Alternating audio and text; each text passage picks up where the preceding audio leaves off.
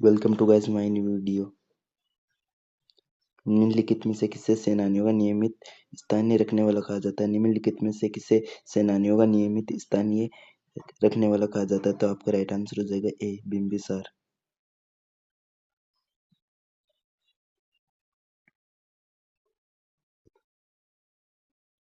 हर्षवंश के किस शासक को कुटिन कहा जाता है? हर्षवंश के किस शासक को कुटिन कहा जाता है? तो आपका राइट आंसर हो जाएगा सी, अजातशत्रु। करेक्ट आंसर भी अजातशत्रु। निम्नलिखित में से किस मगध का कौन सा राजा सिकंदर महान समकालीन था? निम्नलिखित में से मगध का कौन सा राजा सिकंदर का महान समकालीन था? तो आपका राइट आंसर हो जाएगा सी, धनानंद।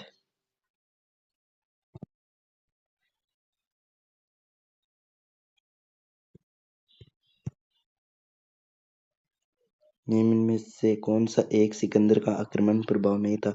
निम्न में से कौन सा एक सिकंदर का आक्रमित प्रभाव नहीं था? तो आपका राइट आंसर हो जाएगा डी।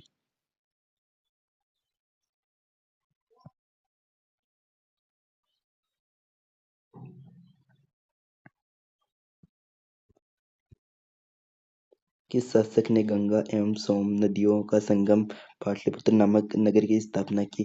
किस शासक ने गंगा एवं सोनम नदियों के संगम पर पाटलिपुत्र नामक नगर की स्थापना की? तो आपका राइट आंसर हो जाएगा ए, दैनिन। प्रथम मगध साम्राज्य का उत्करण किस सदी में हुआ? प्रथम मगध साम्राज्य का उत्करण किस सदी में हुआ? तो आपका राइट आंसर हो जाएगा बी, 6ठी सदी में हुआ।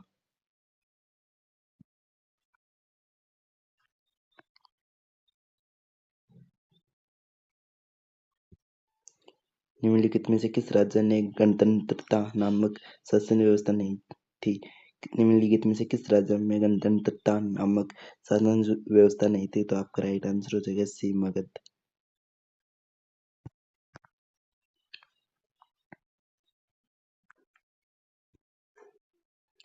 निम्नलिखित में से किसे उग्रेस का भयानक सेना का स्वामी कहा जाता है? निम्नलिखित में से किसे उग्रेंस भयानक सेना का स्वामी कहा जाता है? तो आपका राइट आंसर हो जाएगा डी, महान।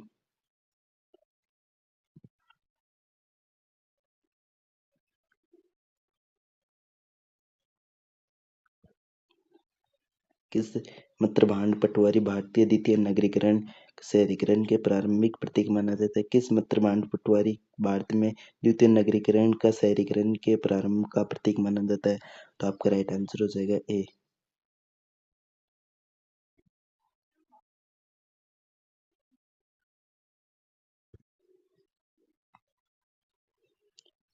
पाली ग्रंथों में गांव के मुखिया को क्या कहते हैं? पाली ग्रंथों में गांव के मुखिया को क्या कहते हैं? तो आपका राइट आंसर हो जाएगा बी। निम्नलिखित में से कौन सा सिकंदर के साथ भारत में आने वाला इतिहासकार नहीं था? निम्नलिखित में से कौन सा सिकंदर के साथ भारत में आने वाला इतिहासकार नहीं था? तो आपका राइट आंसर हो जाएगा सी,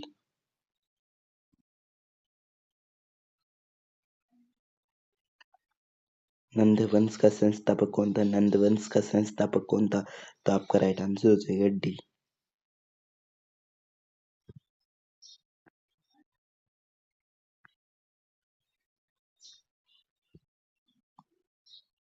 ग्रीक यूनानियों लेखकों द्वारा अग्निमीज डेजर्टमीज कहा जाता है।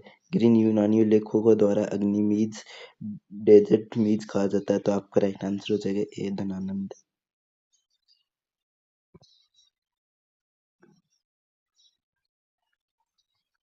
प्राचीन भारत में पहला विदेशी आक्रमण किसके द्वारा किया गया? प्राचीन भारत में पहला विदेशी आक्रमण किसके द्वारा किया गया? तो आपका राइट आंसर हो जाएगा बी, ईरानियों द्वारा।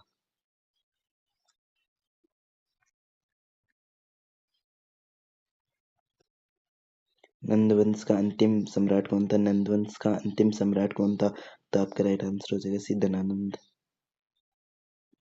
भारत में सिक्कों का मुद्रा का प्रचलन कब हुआ? भारत में सिक्कों मुद्रा का प्रचलन कब हुआ? तो आपका राइट आंसर हो जाएगा डी, 1600 ईस्वी पूर्व में। मगध के किस प्रारंभिक शासक ने राजारोहण के लिए पिता की हत्या एवं इसी कारणवश अपने पुत्र द्वारा मारा गया? किस मगध के प्रारंभिक शासक ने राजारोहण के लिए अपने पिता की हत्या की एवं इसी कारण अपने पुत्र द्वारा मारा गया? तो आपका राइट आंसर हो जाएगा ए, अजातशत्रु। तुरान के खम्मी वंश के किस शासक ने भारतीय भूभाग जीतने के बाद उसे फारस साम्राज्य का विश्वाप्रताप शमशी बनाया? तो आपका राइट आंसर हो जाएगा बी।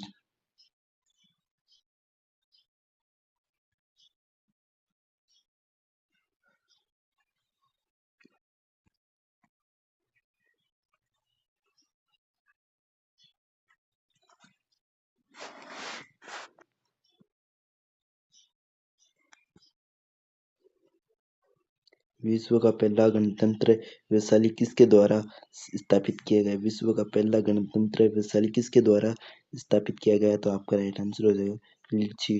करेक्ट आंसर सी।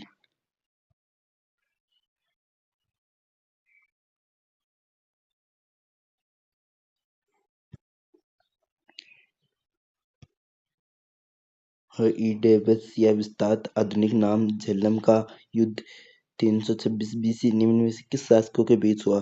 तो आपका राइट आंसर हो जाएगा डी, सिकंदर एवं पोरस के मध्य।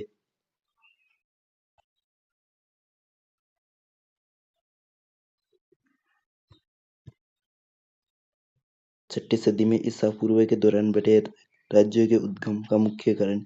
6ठी सदी में ईसा पूर्व के दौरान बड़े राज्य का उदय का मुख्य कारण क्या है? तो आपका राइट आंसर हो जाएगा ए, उत्तर प्रदेश के और बिहार के व्यापक पैमाने पर लोहे का उपयोग।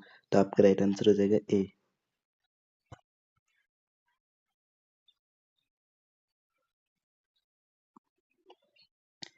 मगध की प्रथम राजधानी कौन सी थी? मगध की प्रथम राजधानी कौन सी थी? तो आपका राइट आंसर हो जाएगा बी, राजगृह।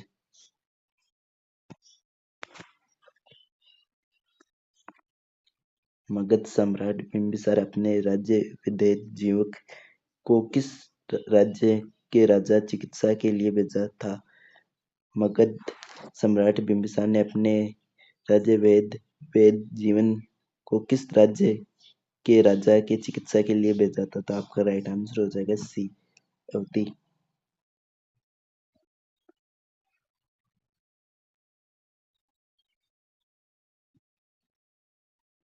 किस शासक ने अवधि को जीतकर मगध का हिस्सा बना?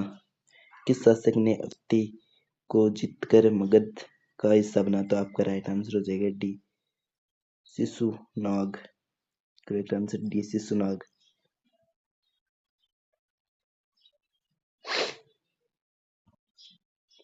निम्न में से कौन सा एक बौद्ध ग्रंथ 16 महाजनपदों का उल्लेख करता है? निम्नलिखित में से कौन सा एक ग्रंथ 16 महाजनपदों का उल्लेख करता है? तो आपका राइट आंसर हो जाएगा ए।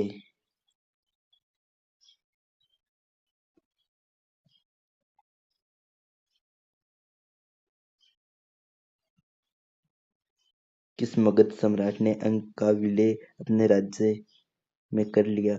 किस मगध सम्राट ने अंग का विलय अपने राज्य में कर लिया? तो आपका राइट आंसर हो जाएगा बी, बिंबिसार।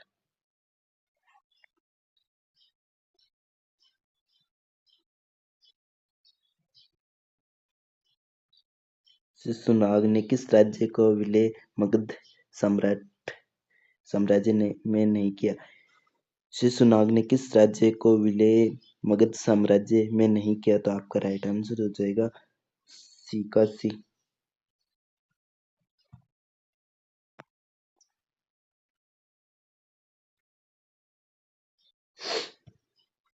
निम्नलिखित में से कौन सा एक मगध साम्राज्य की राजधानी नहीं है? निम्नलिखित में से कौन सा एक मगध साम्राज्य की राजधानी नहीं है?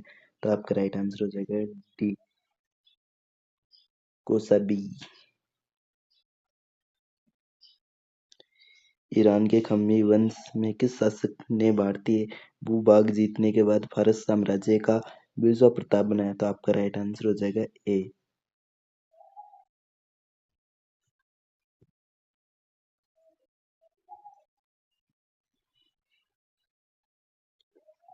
काशी और खिलजी का विलय मगध साम्राज्य में किसने किया? काशी एवं दिल्ली का विलय मगध साम्राज्य में किसने किया? तो आपका राइट आंसर हो जाएगा बी, अजातशत्रु ने। हाइडेस का विस्तारित आधुनिक नाम झेलम युद्ध 326 बीसी किन दो शासकों के बीच हुआ? तो आपका राइट आंसर हो जाएगा सी, सिकंदर और पोरस के मध्य हुआ। करेक्ट आंसर सी।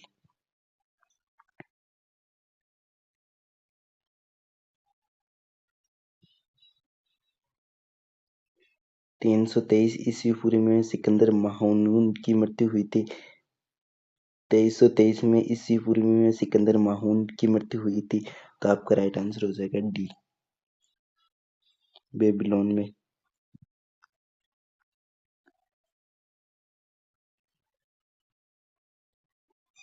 किस शासक द्वारा सर्वप्रथम पाटलिपुत्र राजधानी के रूप में चयन किया? किस शासक द्वारा सर्वप्रथम पाटलिपुत्र राजधानी के रूप में चयन किया गया? तो आपका राइट आंसर हो जाएगा ए, उद्दीन द्वारा।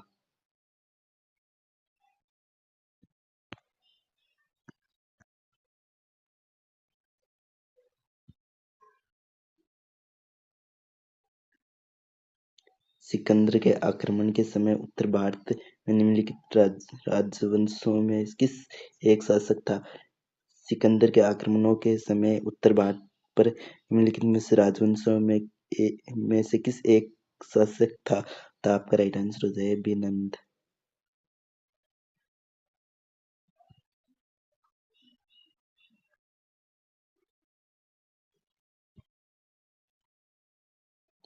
सोलह जनपदों की सूची उपलब्ध है। 16 जनपदों की सूची उपलब्ध है। तो आपका राइट आंसर हो जाएगा सी।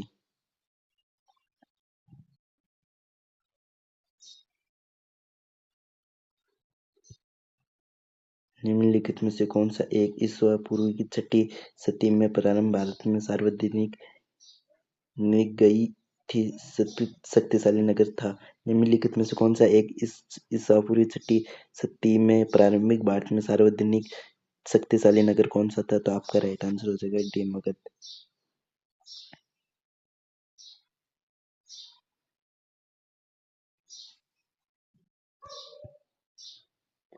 अभिलेख के साक्ष्य से प्रकट होता है कि नंद वंश के राजा आदेश एक ही नहर खोदी गई थी। अभिलेखीय साक्ष्य से यह प्रकट होता है कि नंद वंश के राजाओं द्वारा आदेश में एक ही नहर खोदी गई थी। तो आपका राइट आंसर हो जाएगा ए, कलिंग में।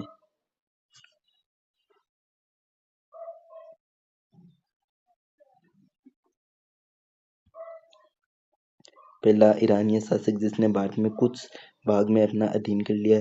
पहला ईरानी शासक जिसने भारत में कुछ भाग में अपना अधीन कर लिया था। तो आपका राइट आंसर हो जाएगा बी, डेरियस।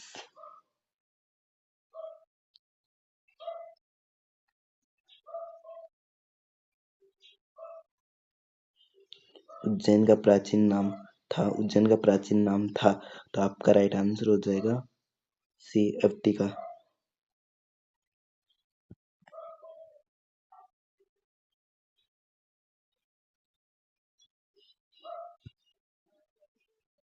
महाजनपद काल की श्रेणियों में संचालन को कहा जाता है। महाजनपद काल की श्रेणियों के संचालन को कहा जाता है। तो आपका राइट आंसर हो जाएगा डी, श्रेणिष्ठ।